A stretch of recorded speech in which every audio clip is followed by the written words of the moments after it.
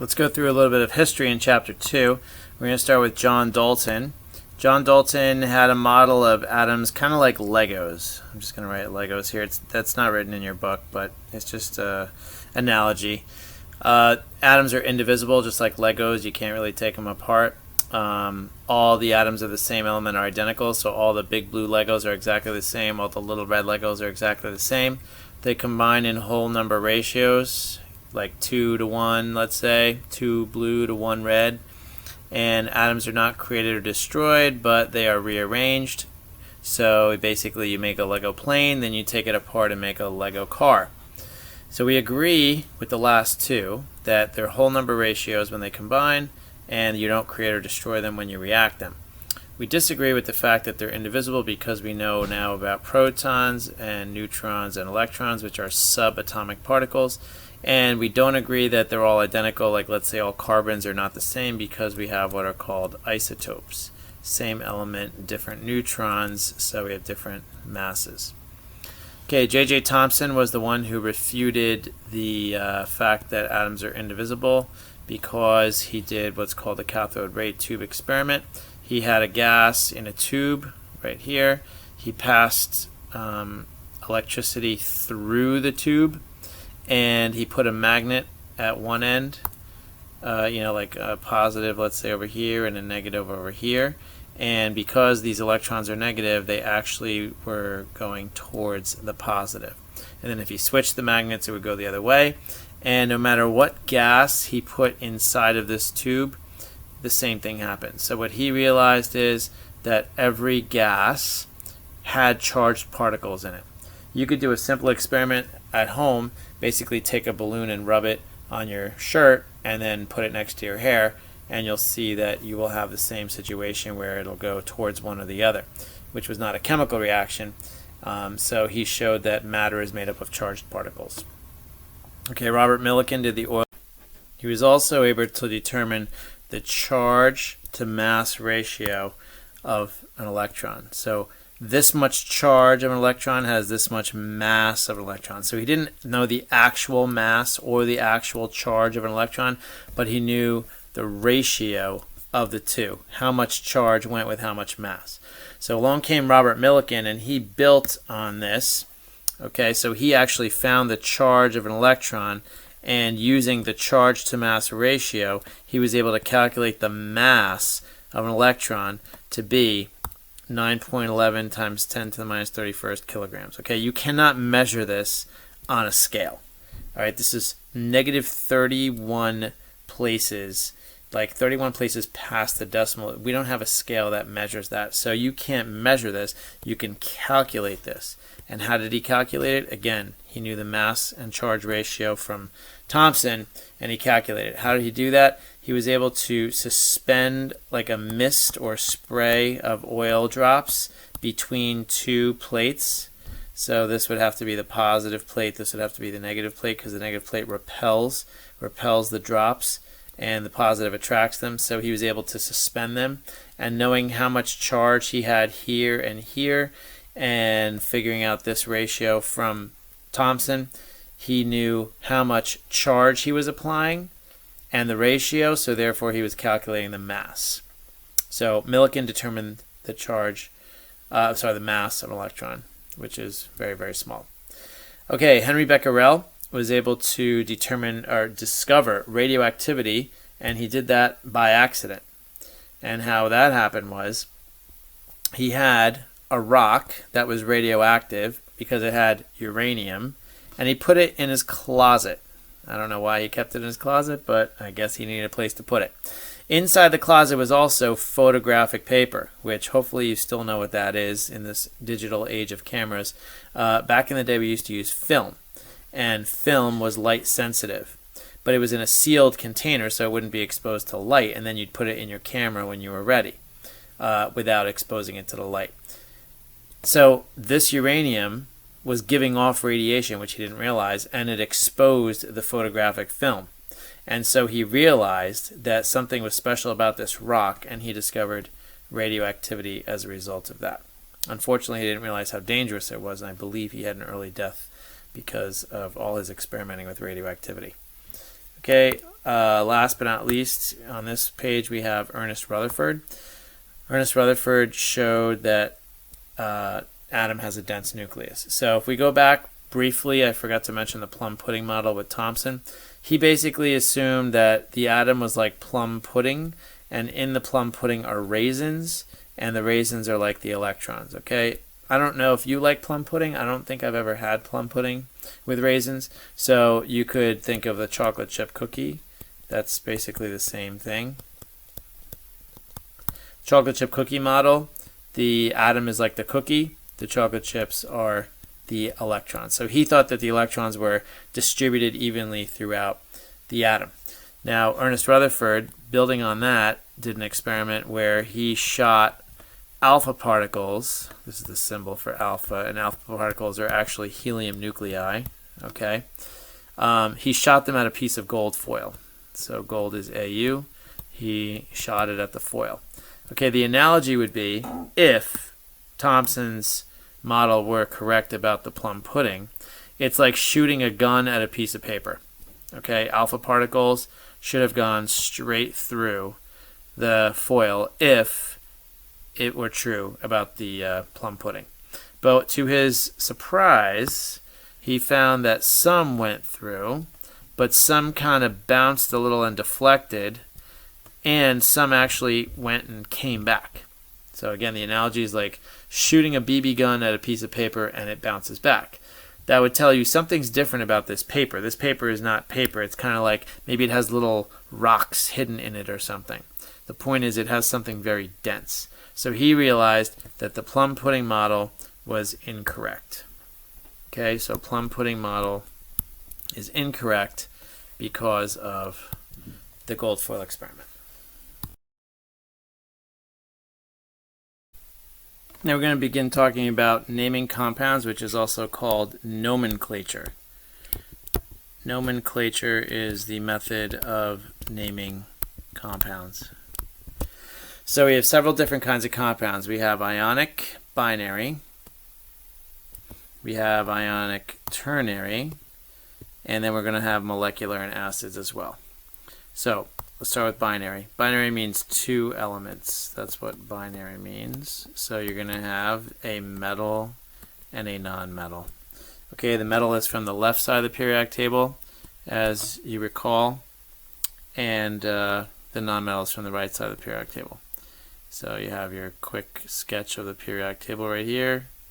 Okay, you got your semi-metals. So metals are here, non-metals are over here.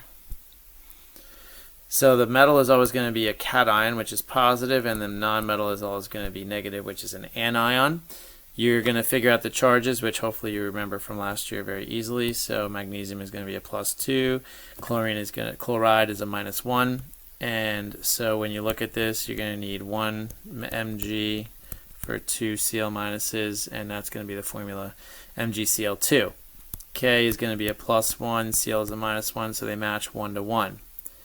Na is a +1, so you're going to need 3 of those because nitrogen is -3 when it becomes nitride, so that's Na3N.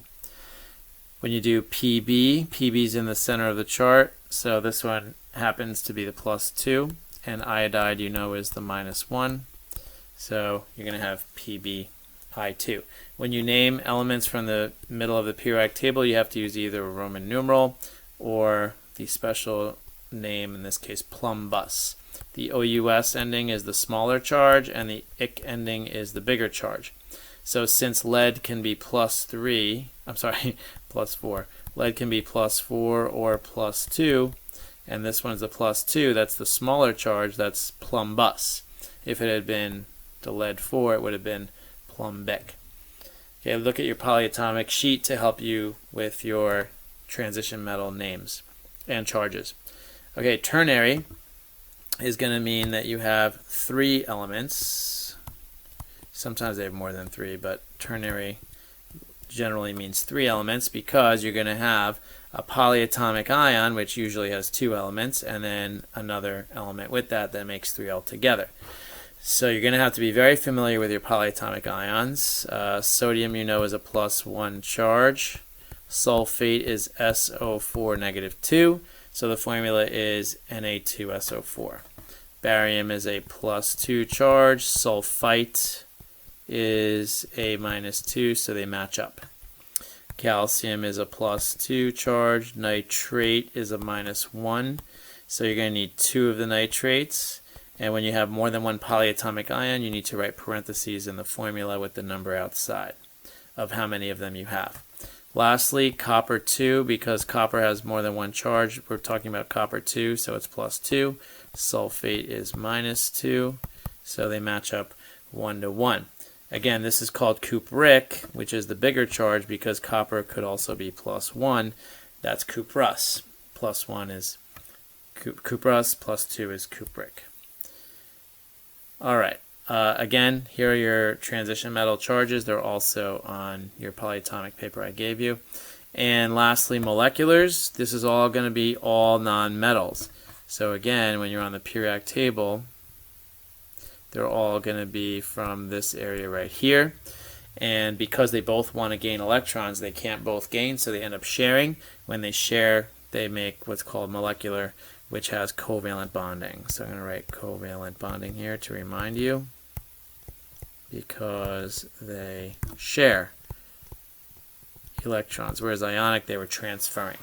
So because they are sharing and we don't have charges, we don't know how many are in the formula, we have to use prefixes. So let's backtrack for a moment and review one more thing here.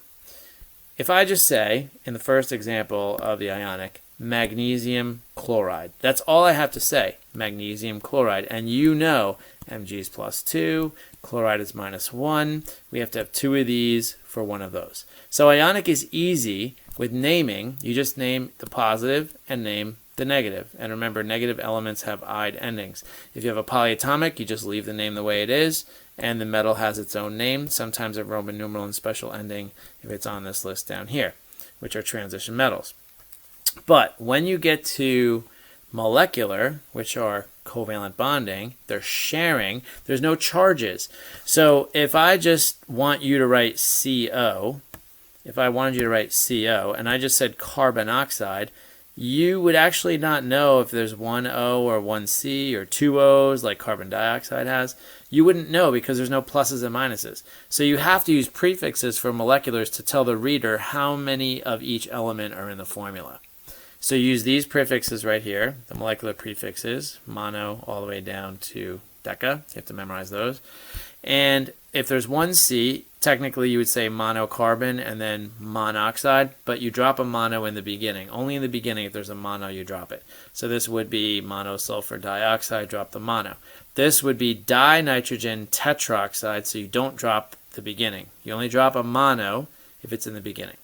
Also, just a little formality here, you drop an A or an O before the word oxide. So over here, instead of saying tetraoxide, I just said tetroxide. Over here, instead of saying monooxide, I just said monoxide. So drop an A or an O before the word oxide.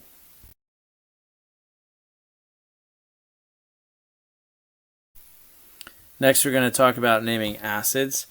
Acids typically are going to begin with an H, okay? Not 100%, and we're going to learn a lot of exceptions, but for now, let's just stay with the basics like we learned last year. An H in the beginning is going to signal an acid. In real life, you could see in fruits, you got a lot of different acids, and vinegar is also acetic acid. They taste sour. All right, so what you want to do with naming an acid is look at what is attached to the H, whatever X is. X has a name. X's name could either end in "-ide", "-ate", or "-ite". If X ends in "-ide", the name goes to hydro something ic acid. If it ends in "-ate", it goes to something ic acid. If it ends in "-ite", it goes to something us acid. And so I've got a contrast here with all these different 3 acids written down in our example. Okay, so let's look at the first one. It's HCl. So you have to ask yourself, okay, what's Cl minus called? That's the X. Cl minus is called chloride. So chloride is going to change into hydrochloric acid. Okay, but H plus with ClO3 minus. ClO3 minus is called chlorate. So 8 goes to ic without a hydro there, just ic. So chlorate, chloric acid. Then next, the H plus is connected to ClO2 minus. That's called chlorite. So ite goes to us. So chlorite becomes chlorous acid. So I purposely picked this because this is what typically confuses students with chloride, chlorate, and chlorite. So again, ide goes to hydro and ic, 8 goes to ic, and ite goes to us. Here's a little saying you can remember. I'd hide if I ate something icky and got itis. So I'd hide if I ate something icky and got itis. It's like a sickness, itis. However you want to remember it, that's just a suggestion. Okay. Also, you can remember no O is a hydro. If there's no O in the formula, it's a hydro. So see how this has no O's in it? It's a hydro. But that doesn't really help you with these. It just helps you with the hydros because that confuses kids sometimes. Okay, lastly, a couple of exceptions. Of course, you know there's going to be exceptions to make it complicated when you thought you got it. So here it is. S minus 2 is called sulfide. But instead of saying hydrosulfic acid, you have to have an extra syllable. So sulfur has, acids with sulfur have a UR, and acids with phosphorus have an OR, extra syllable. So again, sulfide would go to hydrosulfic, but it's hydrosulfuric instead. This is sulfate. You would think it goes sulfic, but it's sulfuric. This is sulfite. You would think it's sulfus, but it's sulfurous. Same thing with the phosphorus acids. So this phosphide, instead of hydrophosphic, it's hydrophosphoric. This is phosphate. Instead of phosphic, it's phosphoric. Phosphite, instead of phosphus, it's phosphorus acid. Phosphorus. Don't get that confused with the element phosphorus, because the element phosphorus doesn't have this O right here before the U. It would just be phosphorus, but this is phosphorus acid.